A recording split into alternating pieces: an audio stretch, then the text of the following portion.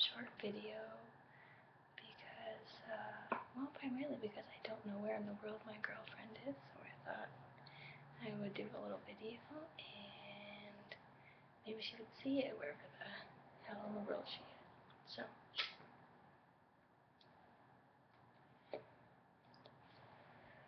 when I thought of doing the video, I thought I would do something different, but turns out I am the same uncreative person I've always been, and I am going to, big surprise here, read some poems. But pardon if I'm just smashing all over the place because there's 1,000,000 mosquitoes outside right now, and it's actually horrendous.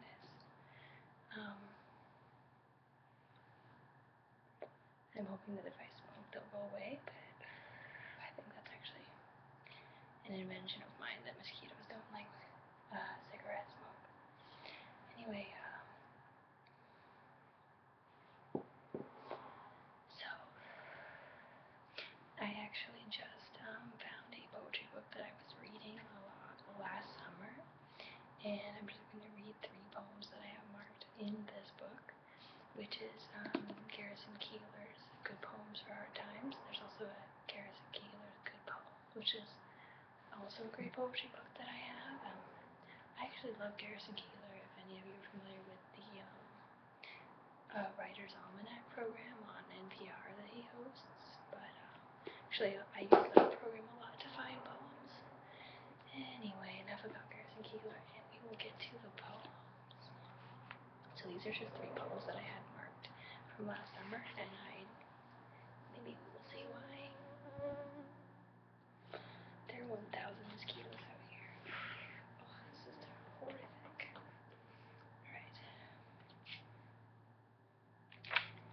Alright. Sonnet number 6.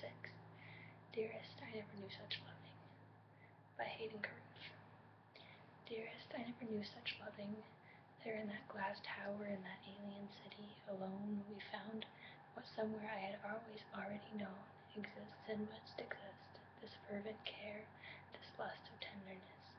Two were aware how in hot seizure, bone pressed to bone, and liquid flesh to flesh, each separate moan was pleasure, yes, but most in each other's share, companions and discoverers, equal and free, so deep in love we adventured, and so far that we became perhaps more than we are. And now being home is hardship, therefore are we diminished? No, we are of the world again, but still augmented, more than we've ever been.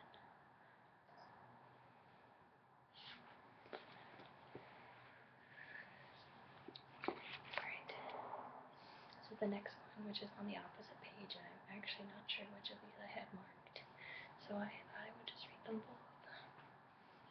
There Comes the Strangest Moment by Kate Light.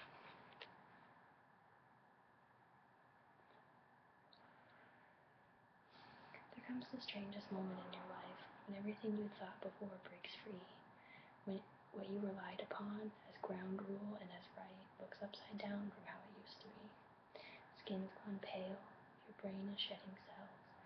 You question every tenet you set down, obedient thoughts have turned to infidels, and every verb desires to be a noun. I want, I love, I'll stay with you. I thought transitions were the best, but I want what's here to never go away. I'll make my peace my bed and kiss this breast. Your heart's in retrograde, you simply have no choice. Things people told you turn out to be true. You have to hold that body, hear that voice. You'd have sworn no one knew you more than you. How many people thought you'd never change, and here you are. It's beautiful.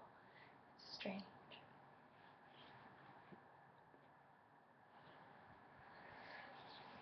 Okay, so here's the 3rd one from this book, and then one from the famous poetry book after this.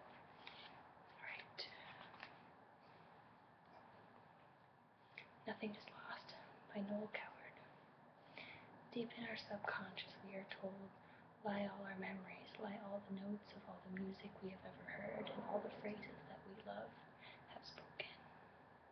Sorrows and losses, time has since consoled, family jokes, outmoded anecdotes, each sentimental souvenir and token, everything seen, experienced, each word addressed to us in infancy, before we could even know or understand the implication of our wonderland. There they all are, the legendary lies, the birthday treats, the sights, the sounds, the tears, forgotten debris of forgotten years, waiting to be recalled, waiting to rise before our world dissolves before our eyes, waiting for some small, intimate reminder, a word, a tune, a known familiar scent, an echo from the past when, innocent, we looked upon the present with delight, and doubted not the future would be kinder, and never knew the loneliness of night.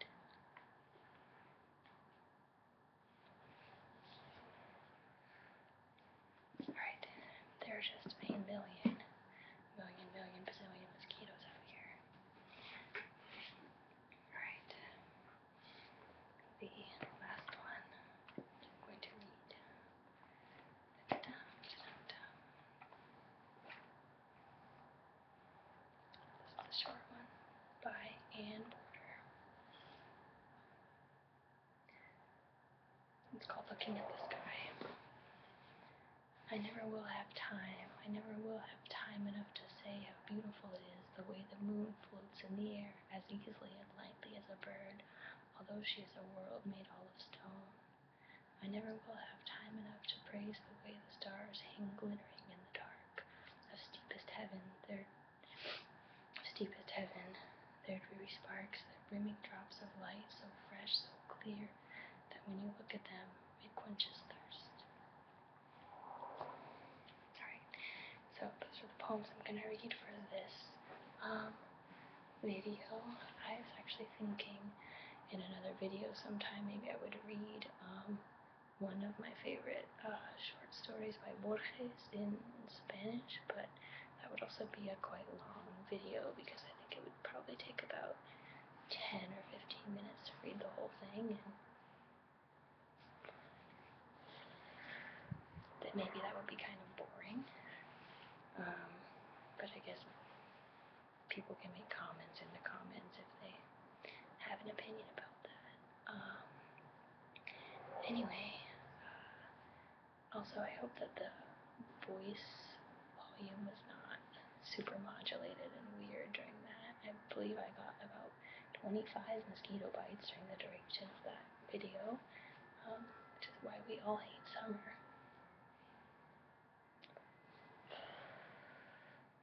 And which is one of the reasons we look so much forward to the fall when all these horrible, horrible bugs will die.